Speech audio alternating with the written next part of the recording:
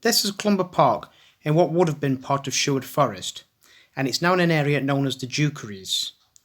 Worksop Priory and Newstead Abbey held land here until the dissolution of the monasteries.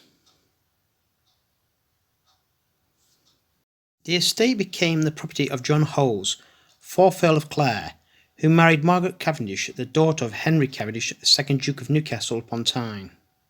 The Duke died in 1692 and the title became extinct. John was made 1st Duke of Newcastle upon Tyne, 2nd creation in 1694. In 1709 he petitioned Queen Anne for a licence to enclose Clumber as a deer park. John died in 1711.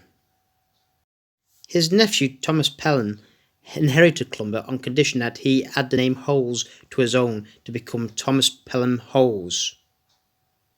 In 1715 he was made Earl of Clare and Duke of Newcastle upon Tyne, the 3rd creation, and in 1756 he was made Duke of Newcastle under Lyne, but this title had a special remainder with it, which allowed it to pass to his nephew, the 9th Earl of Lincoln. The Earl inherited the estate in 1768, and this new Duke, now known as the 2nd Duke of Newcastle under Lyne, set out to transform Clumber.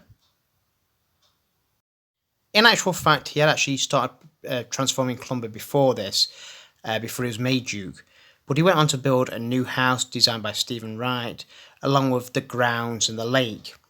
Now, the house he built was partly destroyed by fire in 1879, a month after the 6th Duke died, and it was restored and improved by the architect Charles Barry Jr. Now, where we stand now is on the other side, looking over where the mansion used to be, and you'll see in a minute there's some old pictures coming up of what the house looked like before. And we'll talk a bit more about the church and the lake as we go along.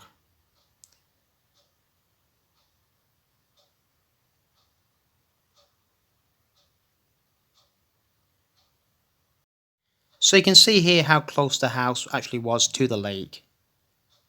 An aerial shot now showing you the formal gardens and the church off to the right.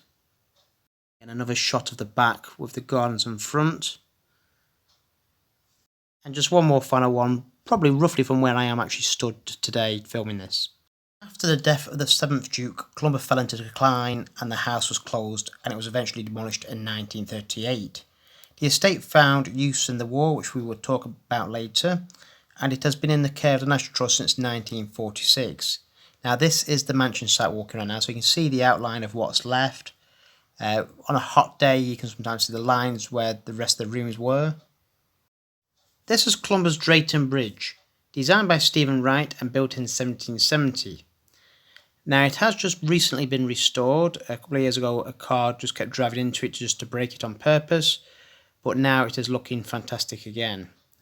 And in a few moments we'll go on top of the bridge so you can actually have a good look at the lake and the views that surround it. It's built from limestone as well. So now we're on the top of the bridge, looking both ways. You can see the church down there, and that's what the other side looks like.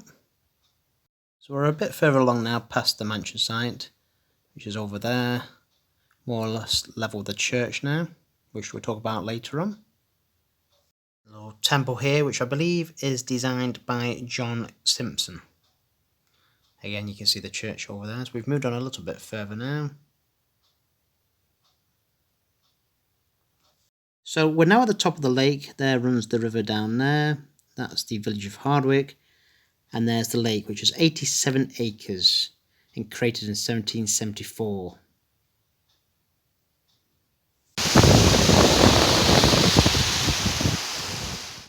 So this is Hardwick village up there, which was designed for the 5th Duke during the 1850s, so somewhere for his estate workers to live. And you've got Hardwick Grange Farm all around this area. A little archway which leads into the pleasure grounds, which we're entering now. The pleasure grounds were laid out in the late 1700s for the 2nd Duke, for somewhere for to go for walking and picnicking and that sort of thing. So the pleasure grounds would have lots of exotic trees from like North America. You'd have benches dotted about, ornamental statues, classical temples, everything to highlight the view. And there's a temple over there we saw earlier. You see the size of the trees, obviously been here for hundreds of years. There has been a chapel here since the mid-1770s. The 6th Duke started to build a new one in 1868. However, when he died, the interior wasn't complete, and the 7th Duke demolished the whole lot and built the one we see today, sometimes referred to as a cathedral in miniature, with its 180 feet high spire. Now, unfortunately, we can't go in at the moment due to this coronavirus, but it is well worth a look if you're ever in the area, and it is open.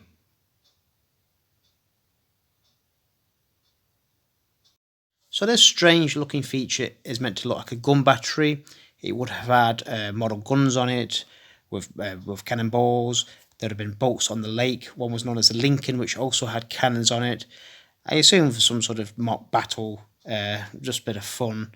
But all the cannons and the cannonballs were sold in the late 30s. In 1941, Winston Churchill paid a secret visit to Clumber Park to witness a prototype trench digging machine, which this model is based on. Codenamed Nellie. It could move 100 tons of earth per minute. It was meant for digging trenches. However, it was never implemented in the Second World War.